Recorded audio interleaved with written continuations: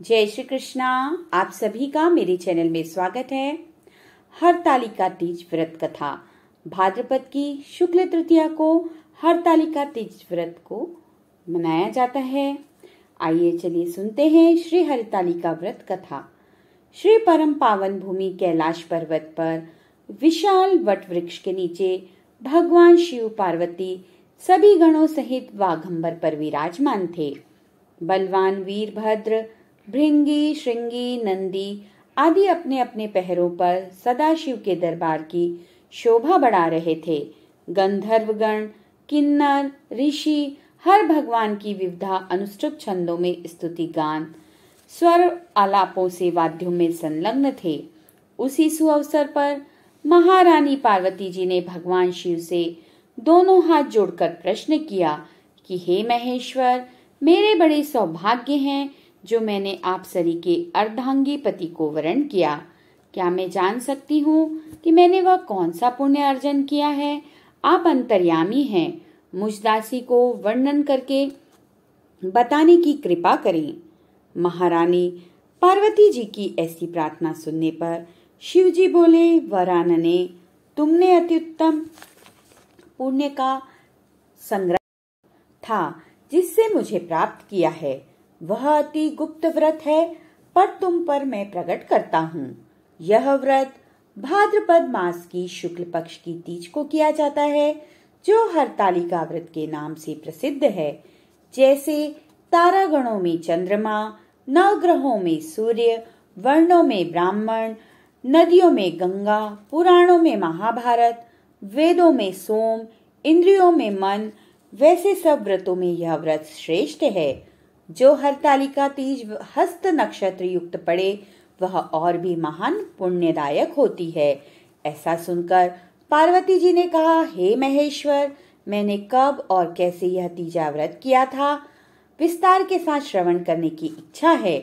इतना सुन भगवान शंकर बोले कि भाग्यवान उमा, भारतवर्ष के उत्तर में हिमालय श्रेष्ठ पर्वत है। उसके राजा का नाम हिमांचल है। वहां तुम भाग्यवती रानी मैना से पैदा हुई थी। तुमने बाल्यकाल से ही मेरी आराधना करना आरंभ कर दिया था। कुछ उम्र बढ़ने पर तुमने हिमालय की दुर्गम गुफाओं में जाकर सहेली सहित मुझे पाने हेतु तप आरंभ किया। तुमने ग्रीष्म ऋतु में बाहर चट्टानों पर आसन लगाकर तप किया, वर्षा ऋतु में बाहर पानी में तप किया, हिम ऋतु में पानी में खड़े होकर मेरे ध्यान में संलग्न रही। इस प्रकार 6 ऋतुओं में तपस्या करने पर भी जब मेरे दर्शन ना मिले, तब तुमने ऊर्ध्व मुख होकर केवल वायु सेवन किया।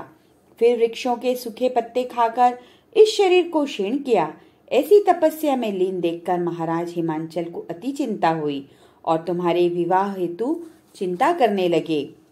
इसी सुअवसर पर देवर्षि नारद जी उपस्थित हुए। राजा ने अति हर्ष के साथ नारद जी का स्वागत पूजन किया और उपस्थित होने का कारण जानने के इच्छुक हुए। नारद जी ने कहा, राजन, मुझे भगवान विष्णु ने भेजा है। मैं चाहता हूँ कि आपकी सुंदर कन्या को योग्य वर प्राप्त हो, इसलिए वैकुंठ निवासी शेषशायी भगवान ने आपकी कन्या का वरण स्वीकार किया है। क्या आपको स्वीकार है? राजा हिमांचल ने कहा, महाराज, मेरा सौभाग्य है जो मेरी कन्या को विष्णु जी ने स्वीकार किया है और मैं अवश्य ही उन्हें अपनी कन्या उमा का कन्यादान करूंगा। यह सुनिश्चित हो जाने पर नारद जी ने वैकुंठ पहुंचकर श्री विष्णु भगवान से पार्वती जी के विवाह का पुण्य होना सुनाया। इधर महाराज हिमांचल ने वन में पहुंचकर पार्वती जी को भगवान विष्णु के साथ विवाह होने का निश्चय सुनाया। ऐसा सुनते ही पार्वती जी को महान दुख हुआ। उस दुख से तुम विह्वल होकर अपनी सखी के पास पहुंचकर विलाप करने लगी। तुम्हारा विलाप देखकर सखी ने तुम्हारी इच्छा जानकर कहा, देवी, मैं तुम्हें ऐसी गुफा में तपस्या के लिए ले चलूंगी जहां महाराज हिमांचल तुम्हें ढूंढ भी ना सकेंगे। ऐसा कह सहेली उमा सहित हिमालय की गहन गुफा में विलीन हो गई। तब महाराज हिमांचल घबराकर पार्वती जी को ढूंढते हुए विलाप करने लगे कि मैंने विष्णु जी को जो वचन दिया था वह कैसे पूर्ण होगा। ऐसा कह वह मूर्छित हो गए। तब सभी पुरवासियों को साथ लेकर ढूंढने को महाराज ने पदार्पण कर ऐसी चिंता करके कि क्या मेरी कन्या को कोई व्याघ्र खा गया या सर्प ने डस लिया या कोई राक्षस हर के ले गया, उस समय तुम अपनी सहेली के साथ ही गहन गुफा में पहुंच बिना जल अन्न के मेरे व्रत को आरंभ करके नदी की बालू का लिंग स्थापित कर विविध वन पुष्प फलों से पूजन करने लगी। उसी दिन भाद्र मास की तृतीया शुक्ल पक्ष हस्त नक्षत्र युक्त प्राप्त थी।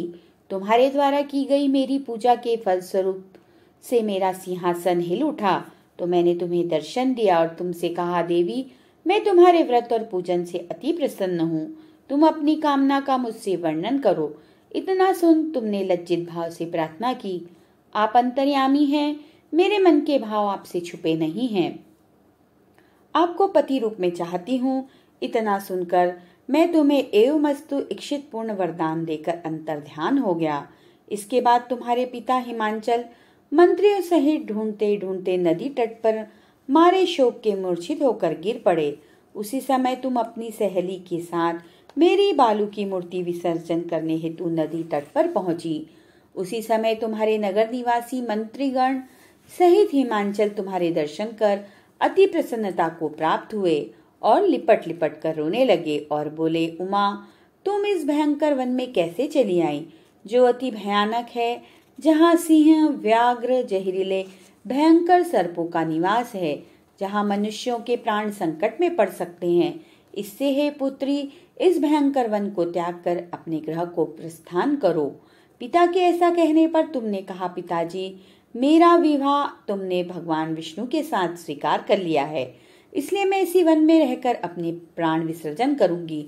ऐसा सुनकर महाराज हिमांचल अति दुखी हुए और बोले, प्यारी पुत्री तुम शोक मत करो, मैं तुम्हारा विवाह कदापि भगवान विष्णु के साथ नहीं करूंगा और तुम्हारा अभिष्ट वर जो तुम्हें प्राप्त है उन्हें सदाशिव के साथ तुम्हारा विवाह करूंगा।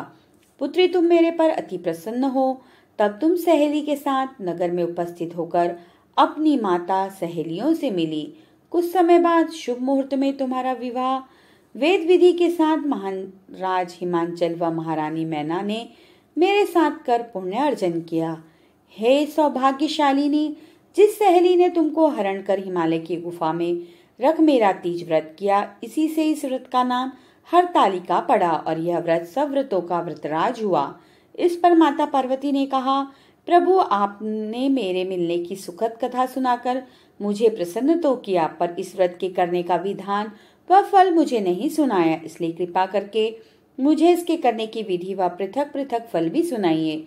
इतना सुन के भगवान शिव ने कहा, प्रिय मैं इस व्रतराज का संविधान फल सुना रहा हूँ। यह व्रत सौभाग्यवती नारी व पति चाहने वाली कन्याओं को करना चाहिए। यह व्रत भाद्रपद के शुक्ल पक्ष की द्वितीया के शाम को आरंभ कर तीज का व्रत धारण करें। यह व्रत निराहार, बिना फलाहार और निर्जल रहकर करना चाहिए।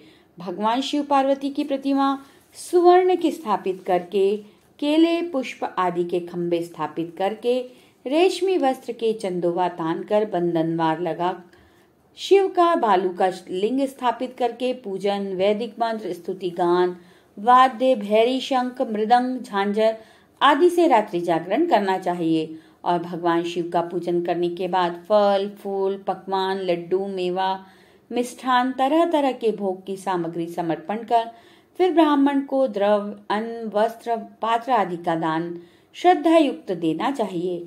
भगवान शिव को प्रति वस्तु को सिद्ध पंचाक्षरी मंत्र से ओम नमः शिवाय कहकर समर्पित करना चाहिए। प्रार्थना करते समय अपनी कामना इच्छा को भगवान के सामने प्रेषित करें। फिर पार्वती जी से इस प्रकार प्रार्थना करें, जय जगमाता मेरी भाग्य विधाता, तुम हो पार्वती शिव प्यारी, तुम दाता नंद पुरानी, सती संतों में रेख तुम्हारी, जय हो आनंद दाता, जय जगमाता मेरी भाग्य विधाता।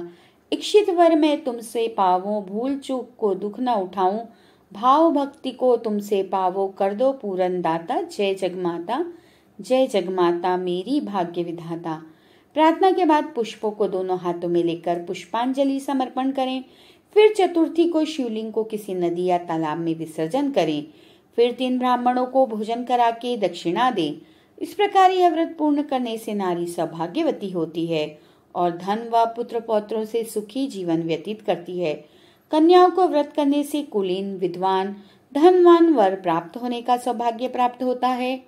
हे देवी, जो सौभाग्यवती नारी इस व्रत को नहीं धारण करती, वह बार बार वैधव्य व पुत्र शोक को प्राप्त होती है। जो नारी तृतीया के दिन व्रत रखकर चोरी से अन्न खाती है, वह शुक्री का जन्म पाती है। जो फल खाती है, वह बंदरिया की योनि प्राप्त करती है। जो जल पीती है, वह जोग का जन्म लेती है। जो दूध पीती है, वह सर्पणी का जन्म ग्रहण करती है। जो नारी मांस खाती है, वह बाघिनी होती है। जो दही खाती है, वह बिल्ली का जन्म पाती है। जो मिठाई खाती है, वह चींटी के जन्म को धारण करती है। जो सब चीजें खाती है, वह मक्खी का जन्म लेती है। जो उस दिन सोती है, वह अजगरी योनि को प्राप्त करती है। हे उमा, जो इस व्रत को श्रद्धा विधि से धारण करती है, वह मुझसा पति प्राप्त करती है। वह दूसरे जन्म में तुम्हारे समान स्वरूपवान होकर के इस संसार में उत्तम उत्तम सुख भोग को प्राप्त होती है। इस व्रत करने के बाद नारियां शिवलोकवासी होती है। बोलिए शंकर भगवान की जय। इस प्रकार हरतालिका व्रत की कथा समाप्त होती है। आप सभी सखियों को हरतालिका व्रत की हार्दिक शुभकामनाएं। आपको वीडियो अच्छा लगे तो प्लीज इसे लाइक करना, फ्रेंड्स और फैमिली में शेयर करना। चैनल पर नए हैं तो प्लीज मेरे चैनल को सब्सक्राइब करना। मिलेंगे अगले वीडियो में, तब तक के लिए जय श्री कृष्णा, राधे राधे।